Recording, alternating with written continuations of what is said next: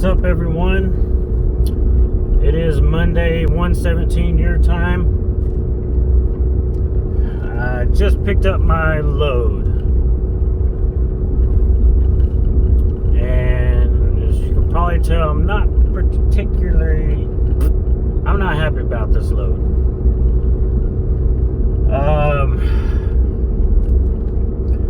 I told them I wanted a short run and then a long run back to Texas. I told them this past Friday. So this morning I get in touch with them, ask them what they have for me. They don't have anything going out east right now. And the only things they have going south to Texas is fifth wheel Class A license. Well, shit. They have a lot of West Coast runs. And I want to stay away from going west because once you get to Colorado, New Mexico, Wyoming, all the way from Mexico up to Canada, there's a port of entry that you got to go through. So you got to stop, you got to go inside with your paperwork. You have to buy a permit just to get into the damn state. And to drive through it, you have to have a permit. And they do stop RV transporters going through any of those zones. And I'm trying to stay away from the BS and the added stress to this job. And going out west is it's all the above. So, I had to pick between a couple of loads that I didn't want. I had some Washingtons, California.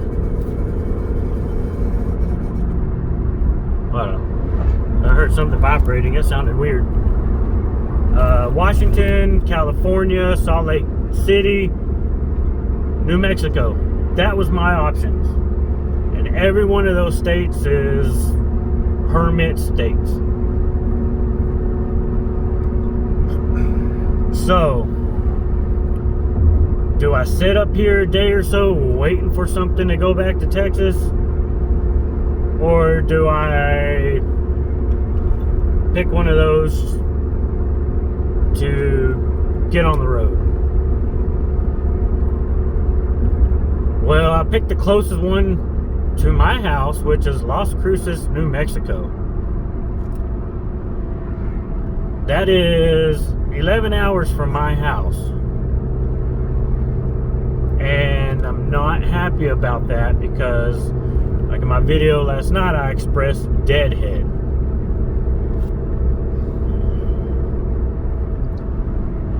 Now, it is almost 1,600 miles, 1,500 and some change to Las Cruces. 22 hours without a camper. You can add another 4, maybe 5 hours to that pulling a camper.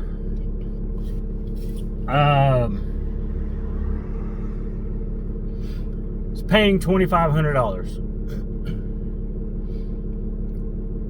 So out of that $2,500, I'm expecting to pay $400 in fuel. So $2,100.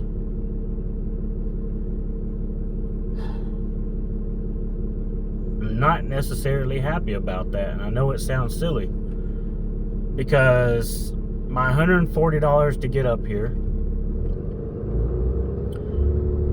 and my $400 plus whatever it is going to be to get there, and then my fuel for deadheading all the way back to Garland from New Mexico. That's going to be another $140 or so. So this whole round trip, it's probably going to be $700 in fuel. I'm not happy with that. I'm not happy with that at all.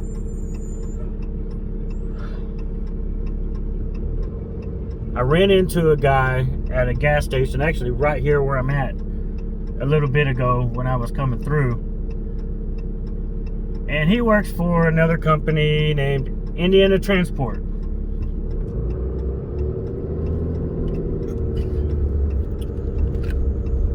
And I was kind of expressing my feelings about this company I'm working for here not having backhauls. So I asked him if they have backhauls. He's like, oh yeah, all the time. Really?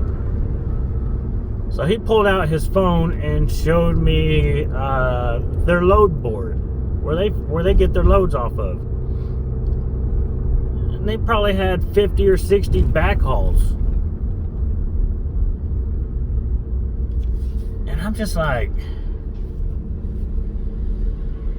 that's what I want. If I'm going to be doing this, I want to get paid both ways, or at least a way and a half the other way. So that will be something I will be looking into like ASAP until I can get out on my own, because it's not getting paid to deadhead. No, you can make money in this, what I'm doing, but if you can find a company that's pretty much going to double what you're making now, then do it.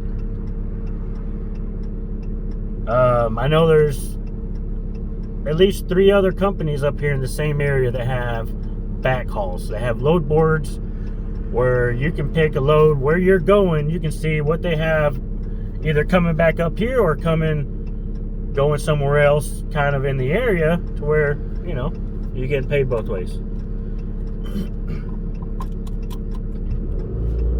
So this is what I'm doing now. I'm just now getting on the road to New Mexico. Now, I've never been to Las Cruces. Okay. Be kind of nice to see it. That's the only upside to this. You know, I'm excited to see it. But, so if you are interested in getting into this, think long and hard about what you're willing to put up with. Now, this company here, you know, we do our logs on the Keep Trucking app. So it's not GPS located, nothing like that. So technically, they don't really know where you are. So anytime you fill up with fuel, you have to send in a receipt showing your location, so that way they can, okay, you say you're here putting gas, they want to see, so that way they can match it with your logs, which not a problem. But holy crap, they are beating me to death about, oh, you need to do this, you need to do this, since I started. And it's stuff that like makes no sense. Like, why am I doing this? You know, I do my 15-minute pre-trip. Your pre-trip has to be 15 minutes minimum. So I do that. 15 minutes, go on duty, pre-trip. When it sends me a message, oh, you didn't flag it. Why do I have to flag it if I've already done a 15-minute? That makes no sense to me. And when I say flag it, is, you know, when you go into the logs, you can hit a little flag, add a remark, and then go in and put information about you're doing a pre-trip. But last week, whenever I did 2 pre-trips, she told me, no, there's no need to do that. But now she's getting on to me because I haven't done that. And my buddy drives for another RV transport company up here, and they don't ever mess with him with logs. Hell, he don't even keep a logbook with him. His logbook stays at home, and when he gets home for the week, he'll fill it out. That's not. I'm not saying to do that. That is not legal at all. But I'm saying is there's other companies out there that are they're not so much hard asses when it comes to that stuff. I mean, they're picking about little stuff that shouldn't be picked about. But anyway, I know I'm ranting on and on and on, but